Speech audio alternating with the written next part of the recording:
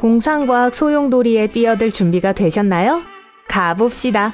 광활한 우주 어딘가 거대한 소행성에서 쇼가 시작되었습니다. 빛나는 별 인간이 시를 읽고 있습니다. 작은 돌덩이 인간들이 듣고 있어요. 이 예술가는 공연에 온 마음을 쏟아 열정적으로 아름다운 말을 읊고 있어요. 빛나는 눈물이 그의 뺨을 타고 흘러내리고 있습니다. 그는 청중에게 고개를 숙여 인사하지만 아무도 박수를 치지 않습니다. 사실 전혀 반응을 하지 않고 있어요. 왜일까요?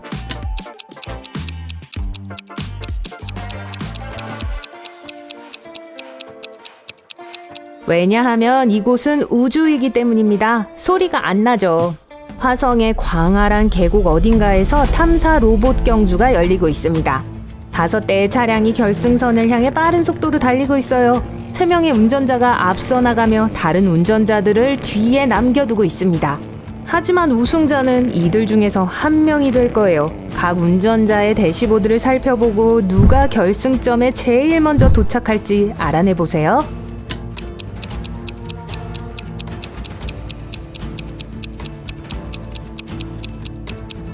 첫 번째 탑승자의 대시보드에 있는 속도계 화살표는 최대 속도를 나타냅니다. 하지만 연료 표시등이 깜빡이기 때문에 이길 수 없을 거예요. 두 번째 레이서는 괜찮은 것 같지만 백미러를 보세요. 아무도 비추고 있지 않네요. 이 차는 운전자 없이 움직이고 있습니다. 그러므로 세 번째 드라이버가 이길 겁니다. 세 친구는 각각 여행을 떠나기로 했어요. 이미 여행 가방을 챙겼고 우주선의 탱크도 가득 채웠습니다. 이 사람은 해왕성을 방문하고 싶다고 해요. 이 여자는 화성에 사는 친구들을 만나러 갈 거예요. 이 남자는 금성으로 날아갈 겁니다. 누가 거짓말을 하고 있나요?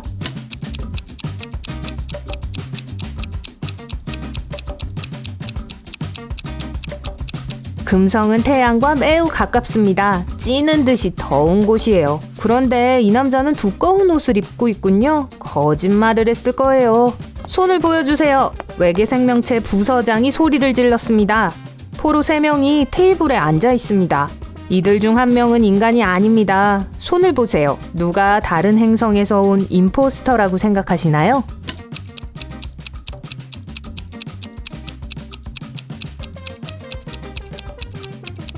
네, 이 사람은 손가락이 6개입니다. 하지만 지구상에도 이런 손을 가진 사람들이 있습니다. 이 여성을 좀 보세요. 녹색 눈이 밝게 빛나고 있어요. 우리 행성에서 온 사람이 아닌 것 같아요. 3명의 방랑자가 달의 어두운 면을 걷고 있습니다. 모두 지치고 길을 잃었어요. 다행히도 구조 우주선이 이들을 발견했습니다.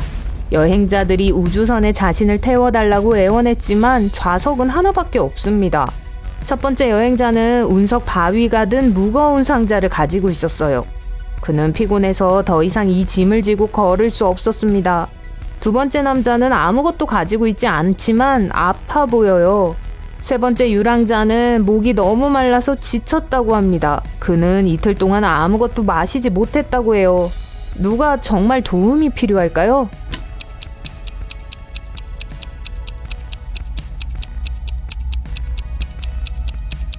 중력은 지구보다 달에서 훨씬 약하기 때문에 첫 번째 방랑자의 상자는 꽤 가벼울 겁니다.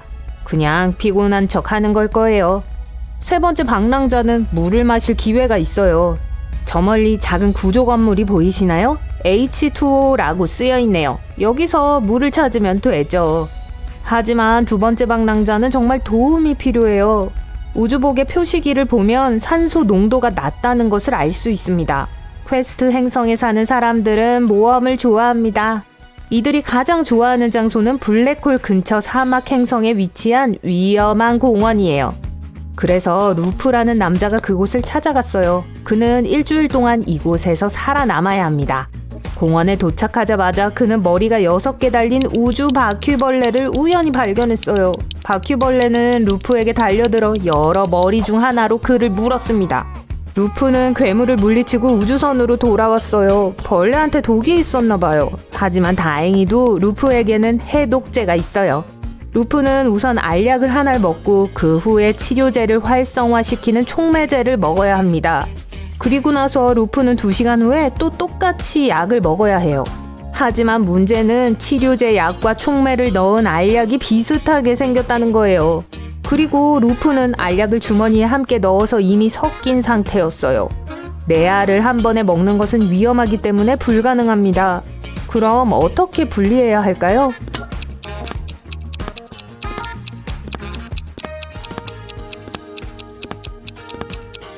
루프는 모든 알약을 으깨서 가루를 똑같은 양으로 2개 나누어야 해요. 하나는 지금, 다른 하나는 2시간 후에 먹으면 돼요. 각각 동일한 양의 촉매와 해독제가 들어있을 겁니다.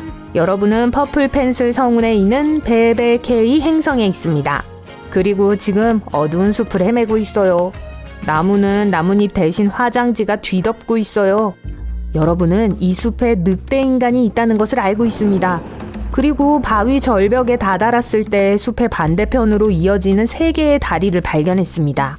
각 다리마다 끝에 사람이 있어요. 어느 쪽이 늑대 인간일까요?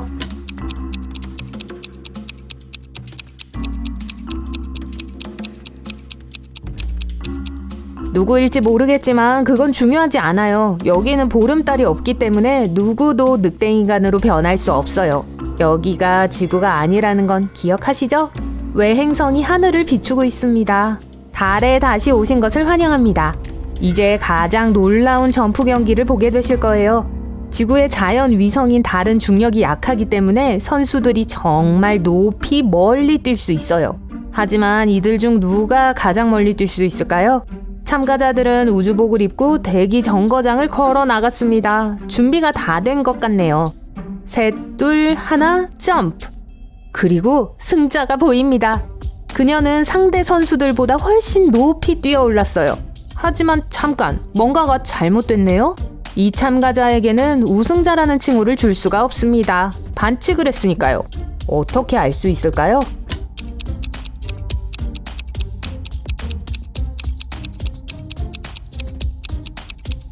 이 사람은 홀로그램입니다. 모든 참가자들은 점프와 착지 후에 땅에 발자국을 남겼어요. 하지만 그녀는 아무런 흔적도 남기지 않았습니다. 그러니까 진짜 인간이 아니라는 뜻이죠. 녹은 껌의 해안, 말하는 돌의 마을에서 멀리 떨어진 곳에 큰 집이 있습니다. 이 건물은 2차원 공간에 존재하기 때문에 이 동네의 다른 건물과는 다릅니다. 주인은 부유한 건축가 알리라이 벌브로 그는 9,000초간의 낮잠을 자고 막 깨어났습니다. 그는 부엌에서 부서진 다이아몬드 바나나를 발견했어요.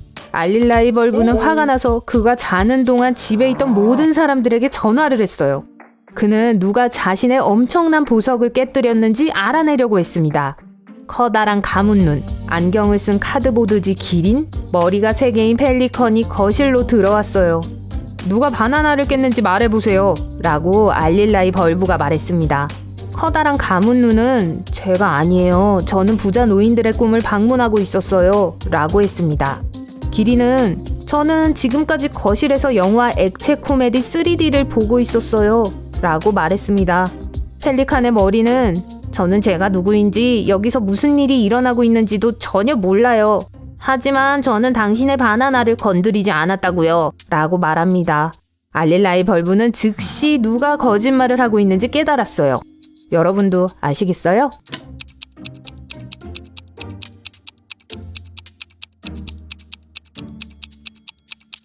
카드보드지 기린이에요. 이 집은 2차원으로만 존재하기 때문에 3D 영화를 볼 수 없습니다. 보라색 행성의 어두운 밤에 일어난 일입니다. 북실북실한 뱀이 보라색 남자가 자고 있는 집으로 기어 들어갔어요. 뱀은 그 남자를 물었고 보라색 남자는 병원에 가기로 했습니다. 그는 의사에게 모든 것을 말했어요. 의사는 그 남자를 주의 깊게 살펴보고 그 뱀에게는 독이 없었다고 말했습니다. 어떻게 알았을까요?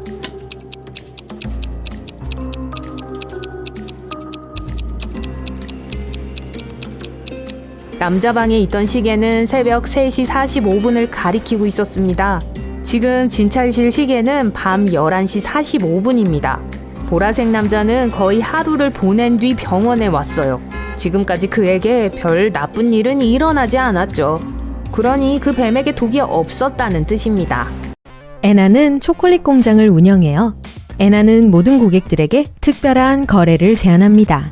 누구든 5개의 초콜릿 포장지를 1개의 초콜릿바와 교환할 수 있어요. 로버트는 포장지를 모으는데 2주가 걸렸고 77개를 모았어요. 그가 애나에게서 받을 수 있는 초콜릿의 개수는 최대 몇 개일까요?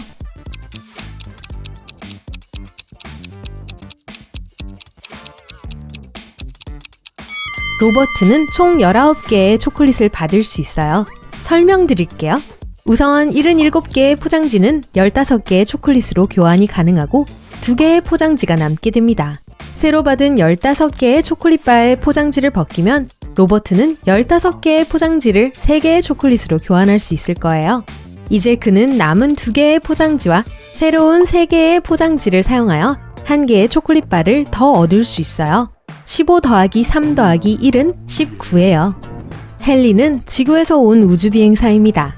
그는 알려지지 않은 은하의 어떤 행성에 우주선을 착륙시키고 도시와 시민들을 탐험하기 시작했습니다. 곧 헨리는 절박하게 화장실에 가야만 했어요. 하지만 그는 2개의 문이 여자 화장실과 남자 화장실로 통하는 것을 보았을 때 정말 당황했어요. 헨리는 현지 언어를 할 줄 모르고 어느 문이 남자용이고 어느 문이 여자용인지 물어볼 수 없었어요. 다행히도 그는 영어를 이해할 수 있는 현지인 모를 만났어요. 하지만 그는 모국어만 말할 수 있어요. 헨리가 올바른 문을 찾기 위해 해야 할 2가지 질문은 무엇일까요?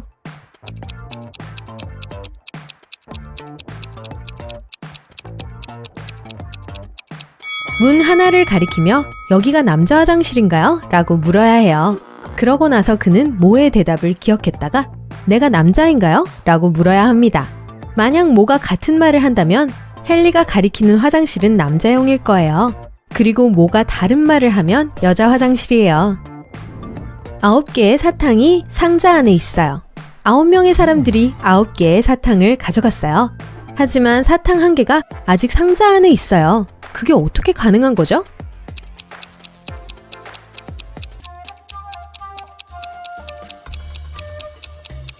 아주 간단해요. 마지막 사람이 사탕을 상자째 가져갔어요. 그러면 상자 안에 사탕 1개가 남아있게 되죠. 추운 밤 4명의 친구들이 동네를 걷고 있었어요. 어느 순간 모두 1개의 우산을 쓰려고 했어요.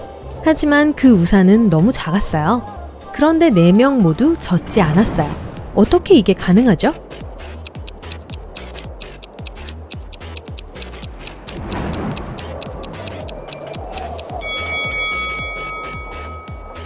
비가 오지 않았기 때문에 가능해요. 에리카와 짐이에요. 짐은 왜 그녀를 밀었을까요?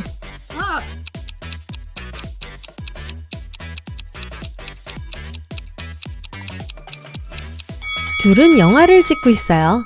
창문에 비친 저 카메라맨 보이세요? 빌리는 친구들을 위해 내기 게임을 준비했어요. 규칙에 따르면 빌리는 어두운 상자 안에 2개의 사탕, 노란색과 빨간색을 줄 거예요. 만약 한 사람이 빨간 사탕을 고른다면 $5,000를 받을 거예요. 하지만 만약 노란 사탕을 고른다면 $500를 지불해야 합니다. 안타깝게도 빌리는 거짓말쟁이에요. 그는 상자 안에 노란색 사탕 1개와 빨간색 사탕 1개 대신에 노란색 사탕 2개를 넣었어요. 빌리의 친구 웬디는 사람들이 한 명씩 내기에서 지는 것을 지켜봤어요. 하지만 웬디의 차례가 되었고 웬디는 $5,000를 받았어요. 어떻게 했을까요?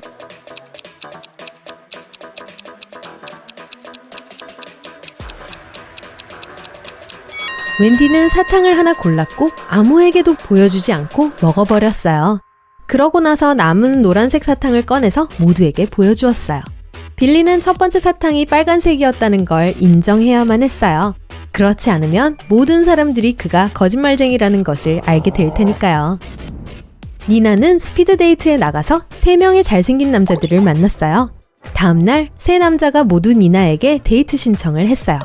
니나가 최선의 선택을 할 수 있도록 도와줄 수 있나요?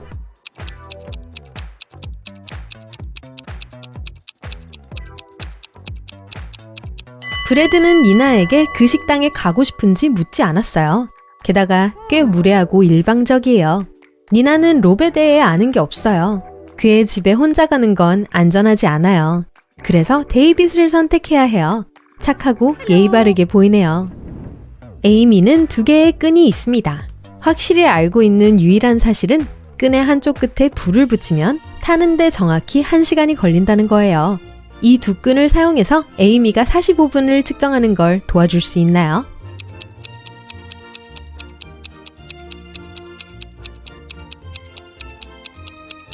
첫 번째 끈의 양쪽 끝과 두 번째 끈의 한쪽 끝에 불을 붙여야 합니다. 30분 안에 첫 번째 줄이 완전히 타버릴 거예요. 남은 15분을 측정하기 위해 두 번째 끈의 다른 한쪽에 불을 붙여야 해요. 끈이 완전히 연소되면 45분이 지났다는 것을 확실히 알 수 있습니다. 아담은 유명한 오페라 가수예요. 그는 왕과 왕비를 위해서 7일 연속으로 공연할 예정입니다. 그는 공연에 대한 답례로 하루에 금괴 7분의 1을 지불받기로 했어요. 아담은 선불금을 받지 않아요. 그는 매일 지불을 요구합니다. 금괴의 7분의 1이죠. 아담에게 매일 지불할 수 있도록 금괴를 자르는 가장 적은 횟수는 몇 번일까요?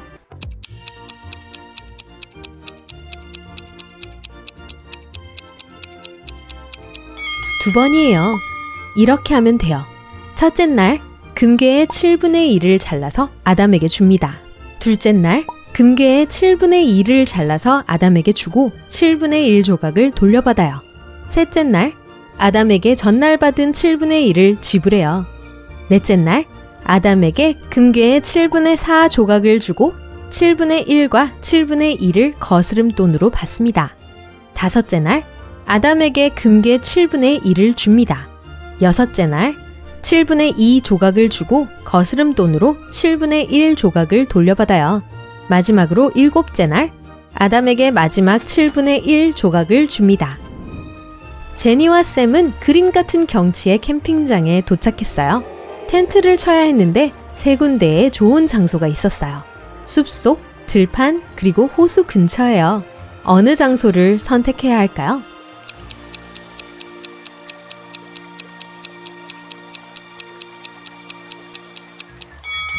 가장 좋은 선택은 들판이에요. 야생동물들은 숲에서 살아요. 호수가 안 되는 이유는 저기 덤불 속에 좀비가 숨어 있기 때문이에요. 좋은 이웃은 아닐 거예요. 조지는 길을 걷고 있었어요. 갑자기 마법사가 나타나서 조지를 자신의 성으로 텔레포트 시켰어요. 조지는 3개의 문 중에서 골라야 했어요. 첫 번째 문 뒤에는 배고픈 호랑이가 있어요. 두 번째 문 뒤에 화난 공룡이 있어요. 그리고 세 번째 문 뒤에 있는 방은 유독가스로 가득 차 있어요. 조지는 어느 문을 선택해야 할까요?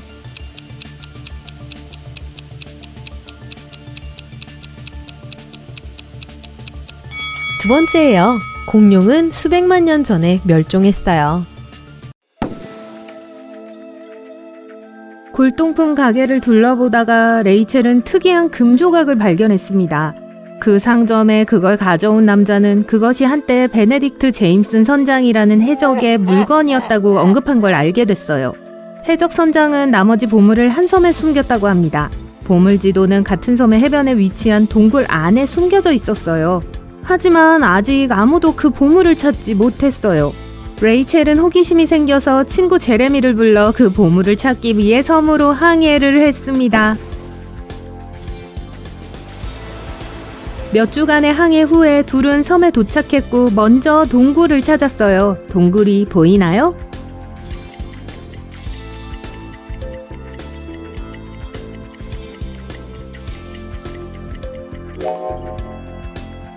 여기 있네요. 동굴 안에 있는 3개의 길이 지도로 이어질 수 있어요. 어느 길을 선택해야 할까요?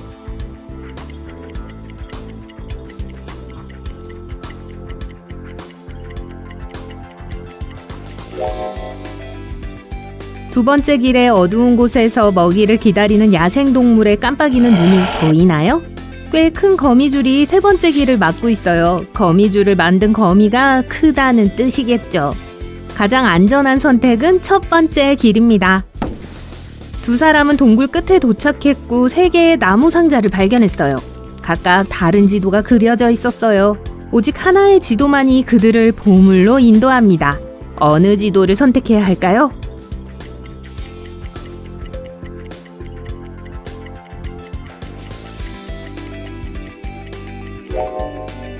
번째 지도가 보여주는 지역은 나무로 둘러싸여 있어요. 두 번째 지도는 바다로 둘러싸인 지역을 보여줍니다. 세 번째 지도의 지역은 산으로 둘러싸여 있어요. 두 사람은 섬에 있기 때문에 두 번째 지도를 선택해야 해요. 보물 지도의 뒷면에서 베네딕트 선장이 직접 쓴 메시지를 발견했습니다. 축하합니다, 여행자. 올바른 지도를 선택하셨군요. 이제 나머지 보물을 찾는 과정에 한 걸음 더 다가섰습니다.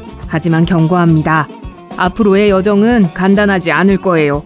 내가 준비한 모든 수수께끼를 풀어야 합니다. 그래야만 내 보물을 찾을 수 있어요. 지도에 따르면 두 사람은 이제 숲에 들어가야 해요. 베네딕트 선장은 지도에 또 다른 수수께끼를 남겼어요. 제 친구가 여기부터 동행할 거예요. 하지만 먼저 친구가 살고 있는 나무를 찾아야 합니다. 열매가 달린 나무를 찾으세요. 만약 그 과일을 깨물려고 한다면 틀림없이 이가 부러질 거예요. 주위를 둘러보세요. 선장이 말하는 나무는 어느 것일까요?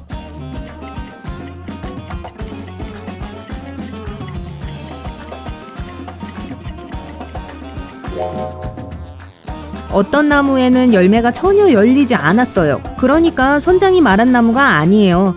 이 나무에는 바나나가 열려 있어요. 하지만 바나나를 먹어도 이가 부러지지는 않을 거예요. 그렇다면 코코넛이 달려있는 이 나무가 분명해요. 코코넛을 베어 물면 분명히 이빨이 부러질 테니까요. 나무에 더 가까이 갔을 때 나무에 무언가 새겨진 것을 발견했어요. 이렇게 쓰여 있었어요. 위를 보고 제 친구인 원숭이 조나단을 찾으세요. 그를 데리고 여행을 떠나세요. 조나단은 내가 열쇠를 숨긴 곳을 알아요. 레이첼과 제레미는 위를 올려다보았고 3마리의 원숭이를 발견했어요. 어느 원숭이가 조나단일까요?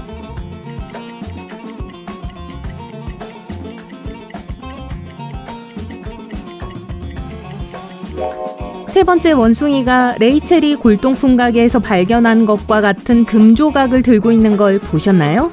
이 원숭이가 보물에 접근할 수 있을 거예요. 조나단이 틀림없어요. 레이첼과 제레미는 조나단을 데려가려고 했지만 움직이는 것조차 거부했어요. 조나단을 어떻게 설득해서 함께 가도록 할 수 있을까요?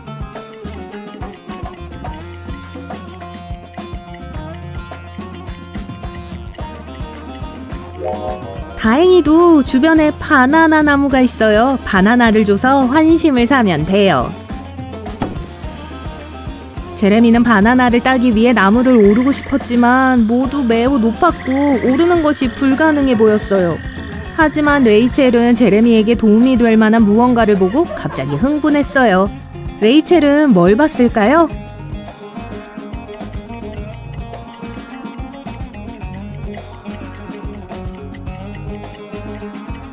나무를 자세히 보세요. 한 나무에 오래된 밧줄 사다리가 붙어 있어요. 제레미는 바나나를 가지러 올라갈 수 있어요. 제레미가 바나나를 따자 원숭이 조나단은 바나나를 가지러 나무에서 내려왔어요. 조나단이 바나나를 먹는 동안 레이첼과 제레미는 배고픔을 느꼈고 무언가를 먹으면서 쉬기로 했어요. 하지만 가방에 있는 음식을 꺼내려고 손을 넣자 아무것도 없었어요. 무슨 일이 있었는지 짐작할 수 있나요? 제레미가 나무를 오르고 있을 때 뭔가 이상한 걸 알아차렸나요?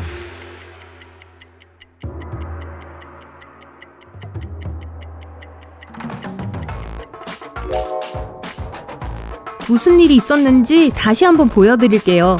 원숭이들이 제레미와 레이첼의 가방에서 음식을 훔치고 있었어요. 레이첼과 제레미는 나무에 바나나 말고는 먹을 것이 없었어요. 하지만 제레미가 다시 밧줄 사다리를 오르려고 했을 때 밧줄이 끊어졌습니다. 이제 바나나를 딸 수 없기 때문에 다른 먹을 걸 찾아야 했어요. 둘은 걸어가다가 코코를 만났습니다. 레이첼은 물고기를 잡자고 제안했어요.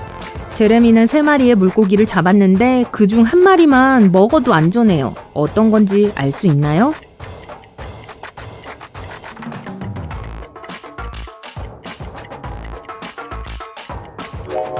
첫 번째 물고기를 먹어야 해요. 왜냐하면 두 번째 물고기는 가시가 있어서 먹기에 적합하지 않아요.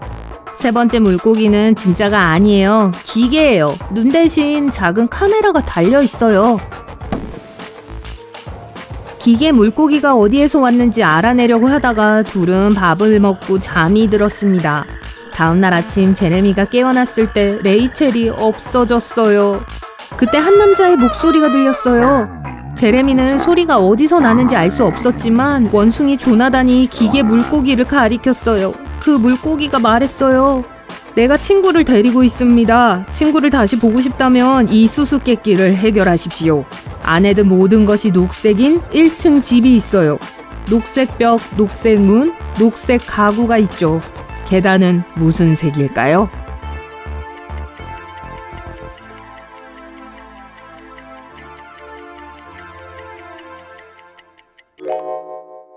단층집이라 계단이 하나도 없어요. 갑자기 폭포의 흐름이 멈췄고 그 뒤에 동굴이 나타났습니다. 거기서 나오는 목소리는 들어가세요 라고 말했어요. 안에는 사악한 과학자가 제레미를 기다리고 있었습니다. 친구를 구할 수 있는 기회를 주겠다고 했어요. 그는 제레미를 세계의 다른 생물체가 있는 물탱크로 데려갔습니다. 과학자는 말했어요. 이 생물 중 하나는 레이첼이지만 다른 두 생물은 사람이 아닙니다. 만약 레이첼이 누구인지 정확히 맞힌다면 친구를 풀어주겠어요.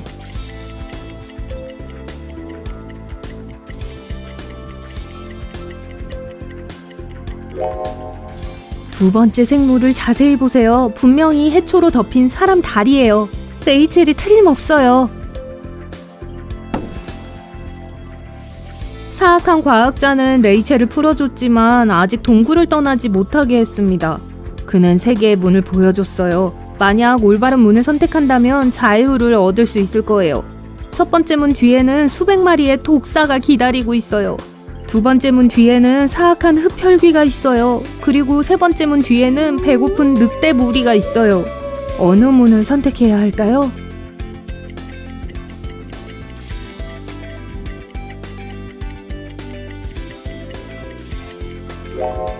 두 번째 문을 선택해야 해요. 밖은 아침이고 태양은 밝게 빛나고 있고 흡혈귀는 태양에서 살아남을 수 없어요. 레이첼, 제레미, 조나단은 풀려난 후 지도를 따라 다시 오솔길로 들어와 절벽 옆에 도착했어요. 앞에는 건너갈 수 있는 세 개의 다리가 있었어요. 어느 다리를 선택해야 할까요?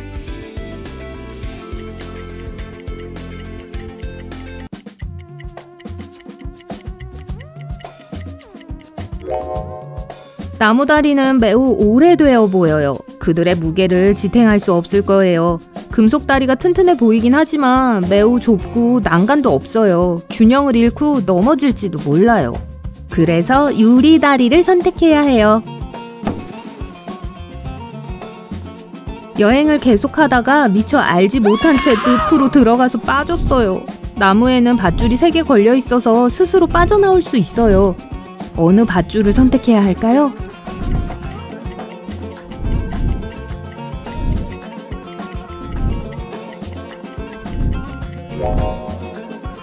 첫 번째와 세 번째 밧줄은 밧줄이 아니에요. 그중 하나는 뱀이고 다른 하나는 호랑이의 꼬리예요. 그래서 두 번째 밧줄을 선택해야 합니다. 늪에서 빠져나온 후 마침내 지도에 표시된 마지막 목적지에 도착할 수 있었어요. 땅에 함정 문이 있었어요. 그것을 통과해야 했지만 5글자의 암호 자물쇠로 잠겨 있었습니다. 하지만 베네딕트 선장은 쪽지에 자물쇠를 여는 방법에 대한 단서를 남겼고 그 단서는 3, 8, 5, 19, 20이었어요. 무슨 뜻일까요?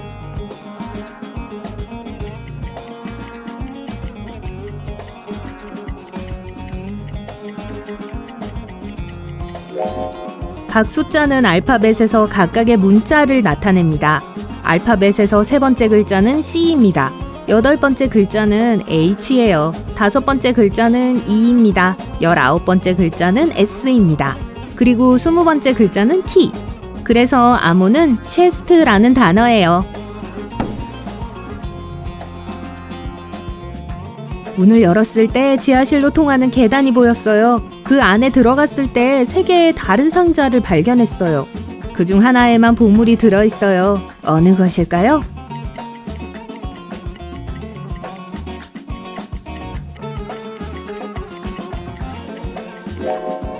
개미들이 작은 음식 조각을 나르면서 첫 번째 상자를 들락거리는 것이 보이나요?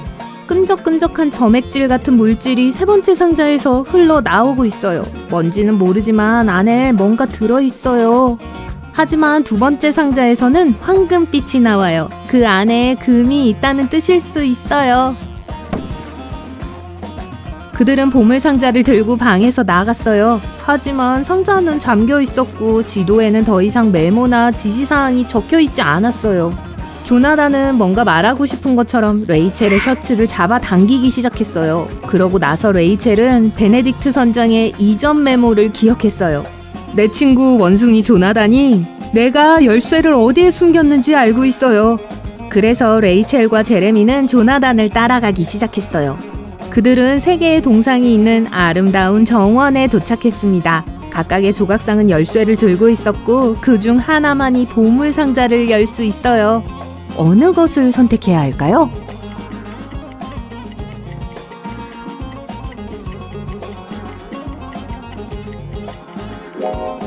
보물 상자를 자세히 보세요. 상자의 자물쇠에는 작은 에메랄드가 있어요.